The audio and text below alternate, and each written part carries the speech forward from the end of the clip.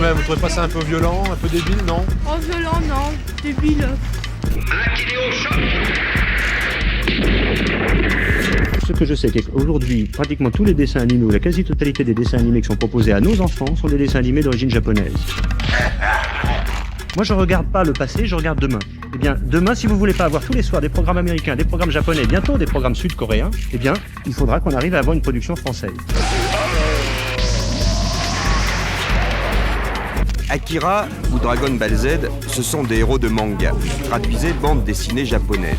Chez nous, depuis quelques temps, ça se vend comme des petits pains. Et il faudra aussi parler des dessins animés, notamment des dessins animés japonais qui sont exécrables, qui sont terribles.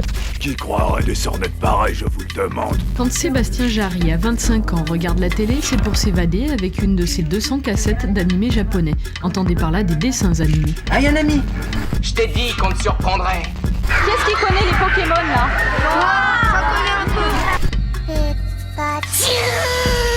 Qui n'a pas regardé Goldorak? Non mais vous avez quand même introduit un truc d'une rare indigence et d'une médiocrité inouïe. Et d'une violence, alors là... Dorothée, ne vous laissez pas faire. Écoutez, si j'avais pu, j'aurais empêché. Pourquoi? Bah, Goldorak, c'était pas méchant. Figure au point.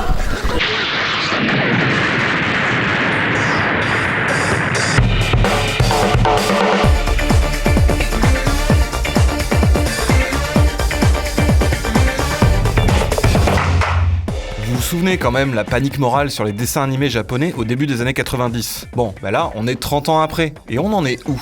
Depuis cette annonce d'Emmanuel Macron sur le pass culture étendu à tous les jeunes de 18 ans pour acheter des produits culturels, les libraires ont assisté à un rush de lycéens et d'étudiants, mais qui se sont précipités sur un genre en particulier, le manga. Le pass culture entraîne une ruée vers les mangas. Est-ce qu'il fallait sponsoriser ces BD japonaises avec de l'argent public? Ah bah y a pas à dire, hein, c'était bien la peine, hein. Ça a été vraiment efficace. Je prendrai pas ce chiffre pour dire que c'est un échec. Ça n'a pas marché. Même si vous êtes trop jeune pour avoir connu cette dinguerie, on vous en a sans doute rebattu les oreilles. Ségolène Royal, Goldorak Hitler et les fameuses japoniaiseries. Alors, on va pas refaire le match, hein, d'autant que les geeks, on a globalement gagné. En France, désormais, le manga, c'est une BD sur 3. On est le plus gros consommateur au monde, après, évidemment... Bah non. Et on peut étendre ça aux animés, à la musique, aux jeux vidéo, à la mode et en fait un peu toute la culture populaire japonaise à laquelle notre beau pays s'est montré manifestement fort réceptif malgré cette panique celtique. À la fin du mois, il y a Paris Manga, un événement qui réunit des dizaines de milliers de personnes alors que c'est même pas le plus gros moment consacré à ces cultures. Bonjour Thomas Sirdé. Bonjour. Le parc des expositions de Villepinte au nord de Paris se met à l'heure japonaise à partir d'aujourd'hui et jusqu'à dimanche, vous y organisez le festival Japan Expo 22e édition. Vous en êtes le cofondateur. 250 000 visiteurs sont attendus. Vous êtes le 3e salon français en termes de visiteurs par jour. C'est un tout petit peu moins que le salon de l'agriculture. Je vous avoue que j'ai eu du mal à le croire en préparant cette interview. On a aussi eu un début de légitimation par les élites culturelles avec des expos, les musées et le ton de la presse a bien changé. Finalement, tout ça, c'est toujours la même histoire des sous-cultures. Et alors, attention, hein, quand je dis sous-culture, c'est dans un sens sociologique, hein, c'est pas du tout péjoratif. Le sens de culture extérieure à la culture dominante est revendiqué par un groupe plus ou moins cohérent. Cultures qui finissent parfois par être légitimées à la fois par le grand public en rejoignant la culture mainstream et par les institutions culturelles dominantes. C'est comme ça qu'on est passé de ça à ça. Dans notre patrimoine tricolore, il y a une dame de fer et un géant d'acier. Depuis 1978, Goldorak, le robot japonais, est une passion française. Pour son anniversaire, une exposition attire les foules. On y découvre la création du dessin animé, l'apparition des premiers produits dérivés et les objets de collection. Alors, j'ai regardé dans les archives de l'UMA savoir s'ils avaient participé à la curée et ben ça va en fait. Je vous rassure donc, vous pouvez vous abonner à l'UMA. Je vous ferai pas l'offense non plus de vous expliquer qu'on vit dans une culture mondialisée, hein. On a tous conscience, j'espère, qu'on n'a pas toujours eu autant accès à d'autres cultures populaires avant Internet, les plateformes et même, justement, la mondialisation au sens économique qui nous a amené toutes ces œuvres fin 70 et surtout dans les années 80-90. Ce dont je voulais parler, c'est comment la façon de diffuser ces cultures n'est pas neutre. du tout. On parle pas d'un bel échange équivalent dans le partage internationaliste entre les cultures des peuples du monde entier. Contrairement à la fable d'ouverture sur le monde qui nous a été vendue pour faire passer cette mondialisation libérale et ses effets les plus néfastes. Et non pas qu'avant, il n'y avait pas d'échange culturel, évidemment. D'ailleurs, ce terme fort élégant de japonaiserie, il remonte au 19e siècle. Et il se moquait déjà d'un attrait occidental un peu béat et teinté d'exotisme pour ce qu'on percevait de cette lointaine culture. Et comme quoi, ça date pas d'hier, cette tension où cohabite un mépris, voire un rejet, au relent parfois bien raciste pour d'autres cultures, et une fascination parfois tout aussi mal renseignée et fantasmée pour ce qui nous paraît dépaysant. J'enfile mon kimono, je me vois déjà champion de judo.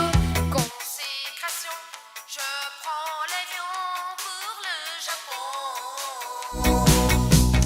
M'envoler vers le pays de l'électronique et de Bruce Lee.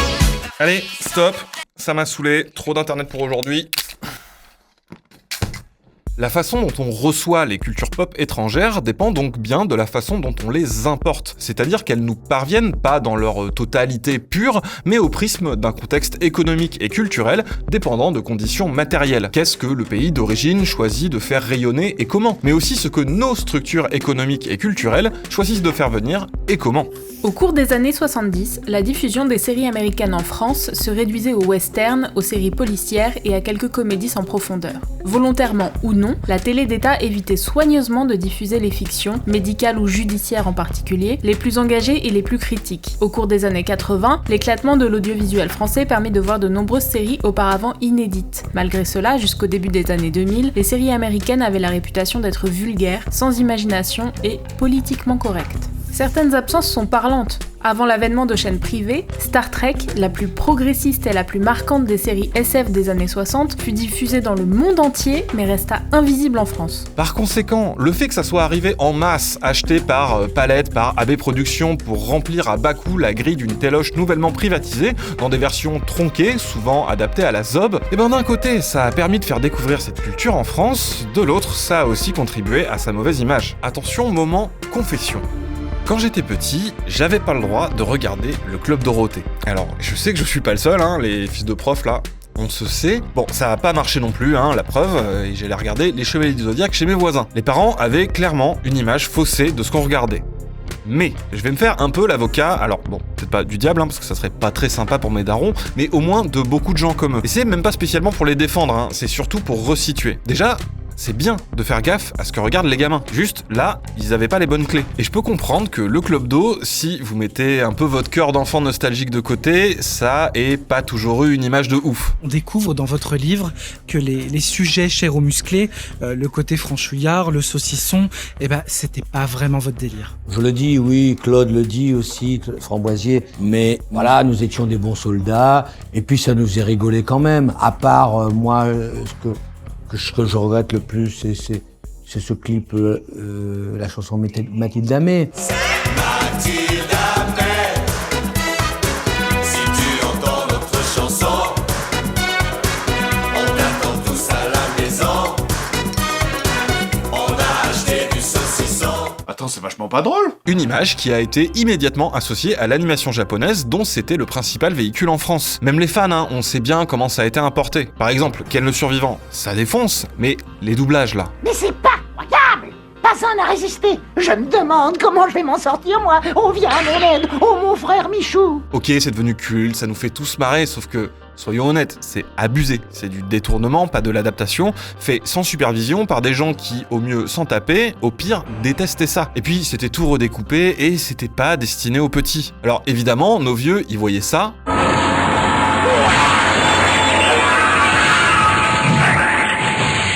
Il utilise la technique planche à pain. Ils se disaient, c'est quoi ce bordel? C'est ça vos dessins animés japonais?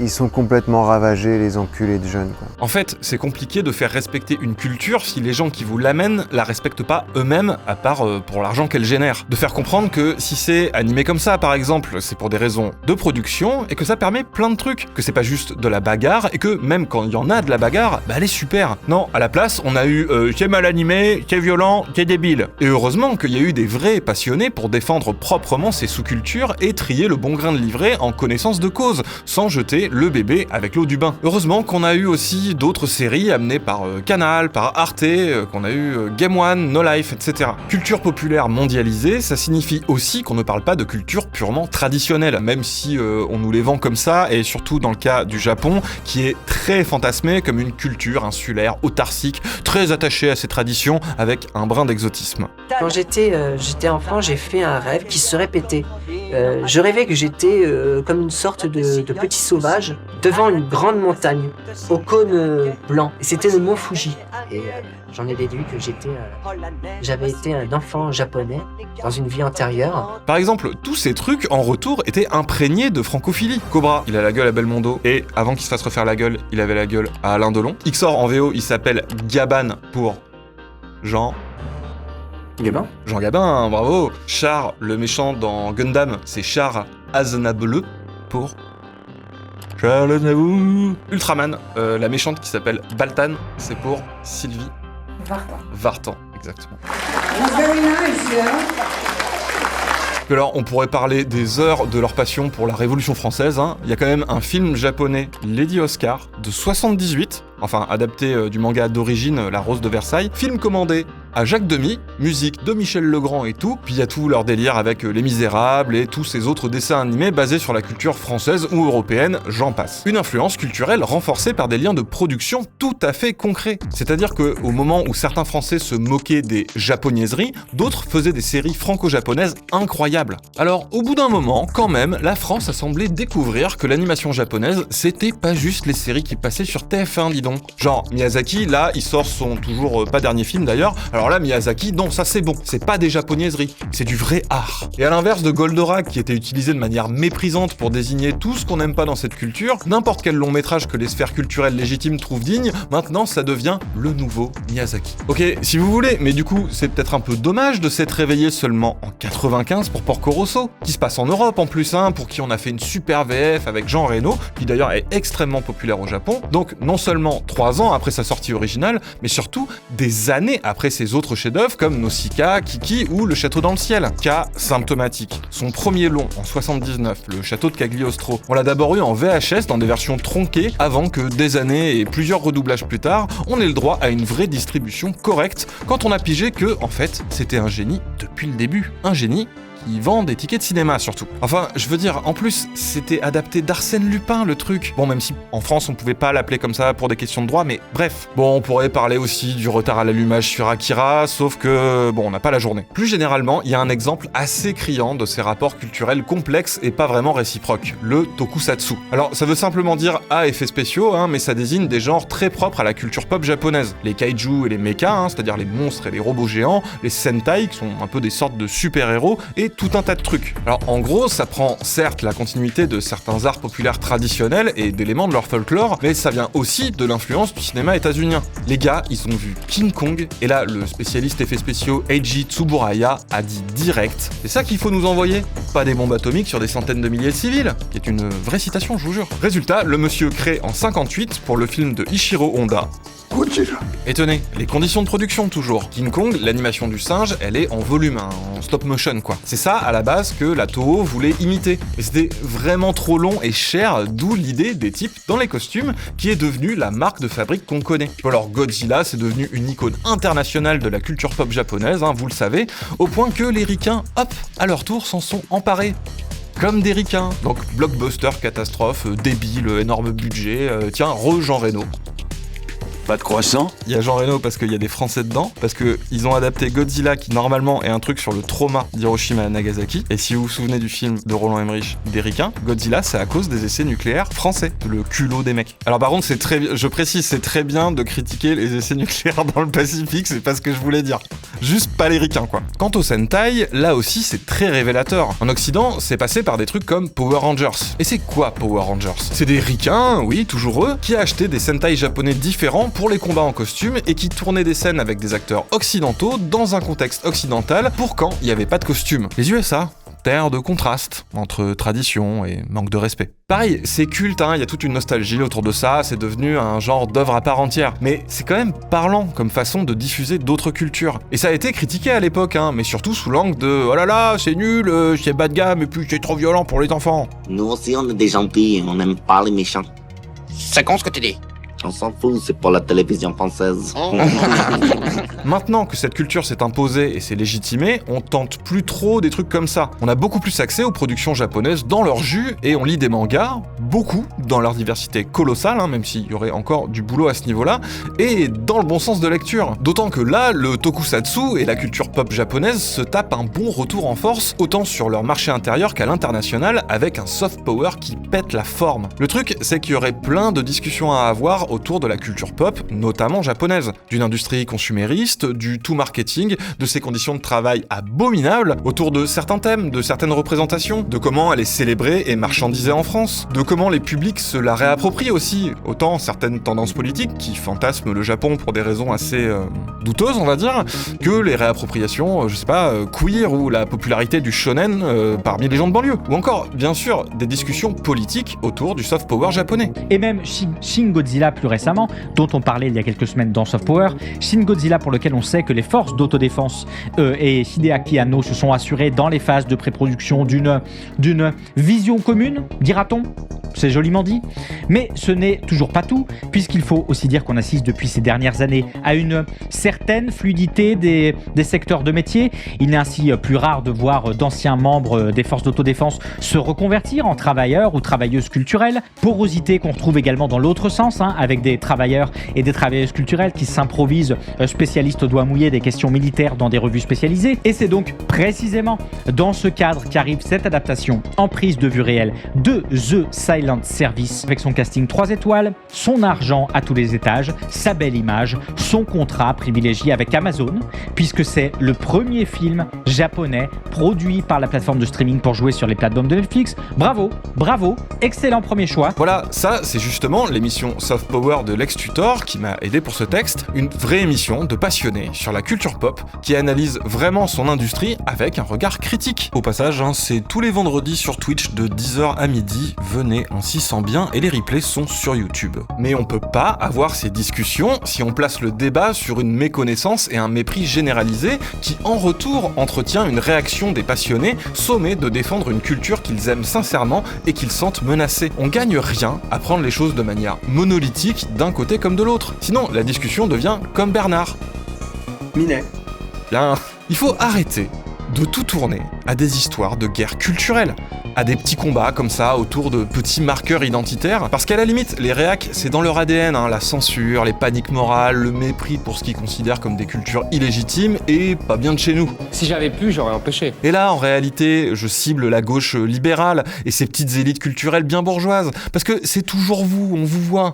Prenons une conférence de presse donnée par la sénatrice Hillary Clinton en 2005. Entourée de différents groupes citoyens, elle dénonce GTA San Andreas et demande une enquête du gouvernement et une régulation. Oublions pour l'instant que de telles gesticulations ont autant de chances de freiner la popularité de ces jeux que la campagne dite simplement non de Nancy Reagan en avait de prévenir la consommation de drogue dans les années 80. Mais les dégâts provoqués par ces réformateurs bien intentionnés sont beaucoup plus importants encore. Voilà des élites de gauche libérale aux bonnes manières, bien habillées, qui nous disent de manière catégorique ce qui est bon ou mauvais et de demande au gouvernement de réglementer. Il s'agit presque d'une caricature de ce que la droite croit être la gauche. Si l'image de la rébellion échappe à ces libéraux progressistes, la gauche radicale et la droite radicale semblent pour leur part mieux comprendre comment, respectivement, la cultiver ou l'exploiter. On est censé être du côté des cultures populaires, des sous-cultures et des contre-cultures. Ça, c'est notre ADN. Tenez, cette fameuse étiquette censée alerter sur les paroles oulala pas bien comme il faut dans le rock ou le hip-hop,